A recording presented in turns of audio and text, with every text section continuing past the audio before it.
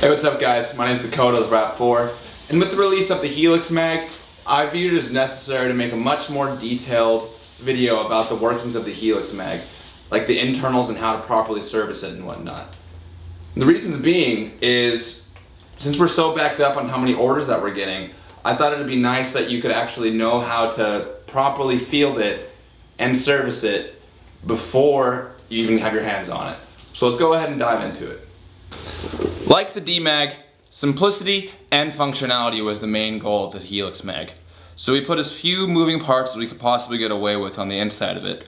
So let's go ahead and see how we field and disassemble the Helix mag. So first things first, we have to get the shell off. And you also notice there is a button on both sides of the shell. So what you have to do is you have to pinch the button and push outwards to get the shell off.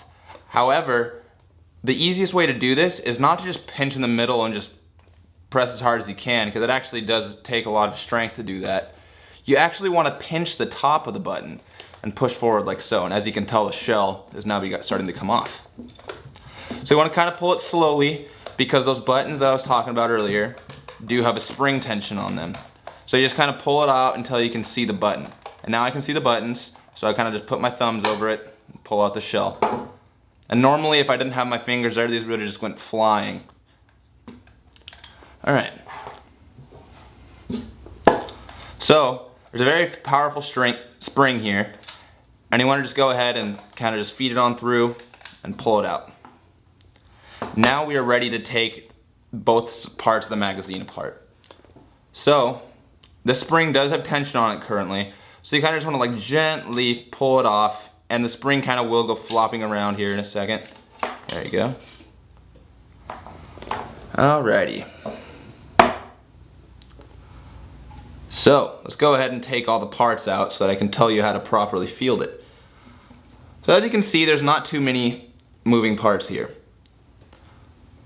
There's really just the door and the ball bearing itself. So the door I'm going to leave in, but it is very simple to put in. It's kind of just a snap-in maneuver right there. So all we have is the ball bearing, the L part, the spring, and the C part. We just made it that simple of name just because it's very obvious. This looks like an L and this looks like a C. However, the C part is just the spring guide for the inside of the magazine. So I like to start with the L part just because it's the easiest to put in. You kind of just snap it on in here right behind the door.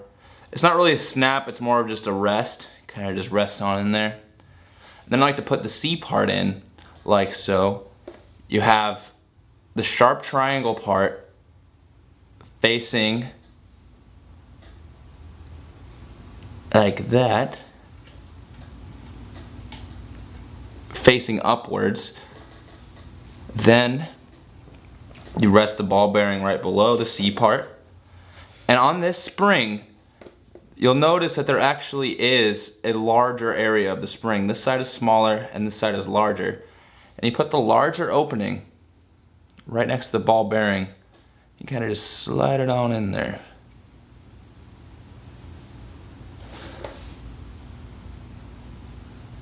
Alrighty. Now we're ready to put this half of the magazine back on there. And you kind of just line this part up with the C area that I showed you earlier.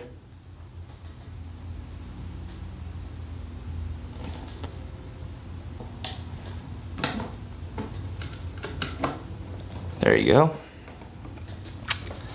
Then you re-put this spring back in there.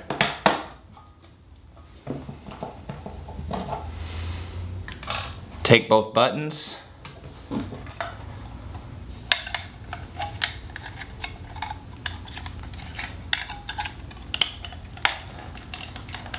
And depress them. And just slide the shell over it.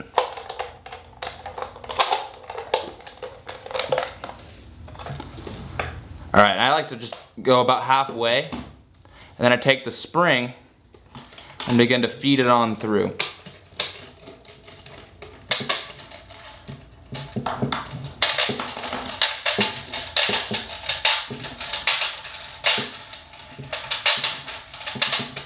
Alright, and then this little nipple right here, you have to open up the magazine a little bit to get it in there. And it kind of just goes on in and close the magazine up. And then there you go. You have a fully functioning Helix mag. So the last thing I wanted to talk about the Helix mag is the spring itself. So I'm sure as you guys saw in the last video how the loading rod works. Just kind of simply just load the paintball simulators in there all the way in.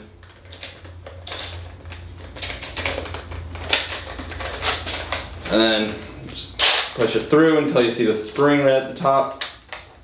And then pull out and you've got your spring lock back. Now there's something I must stress, and that was not talked about in the last video about the Helix mag, is at this point, do not unlock the spring. There's so much tension on it that it will literally break the following guide.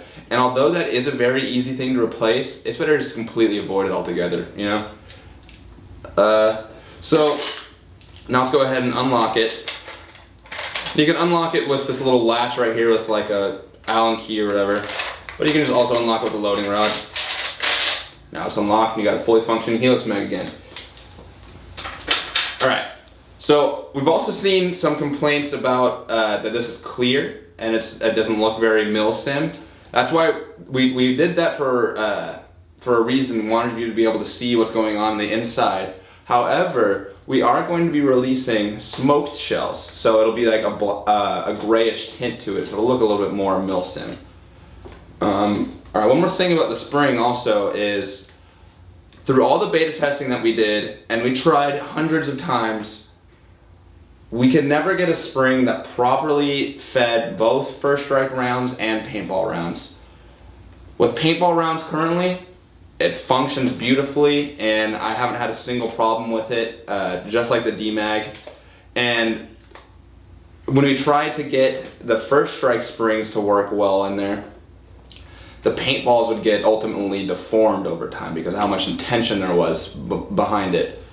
So if you want to shoot first strike rounds, you're going to have to get a different spring, which we will be selling, but we will be shipping out these with the standard paintball springs because that's what a majority of players use.